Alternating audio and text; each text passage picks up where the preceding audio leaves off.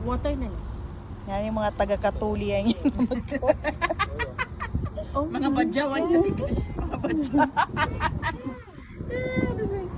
Badyaw dik. which one? This one? Mga badyawan yan na makakuha din sa limos. You have this one? Paguli na tiga.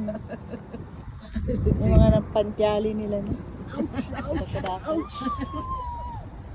Bread! Di ka mag-ilaya mag-badyaw siya sa Canada ka. My hair!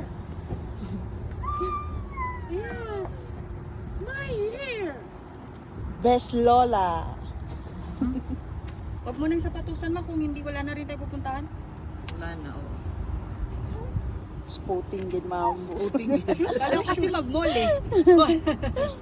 Shoes. Kung mag-grocery lang, dapat pala, ano pa na lang amaris?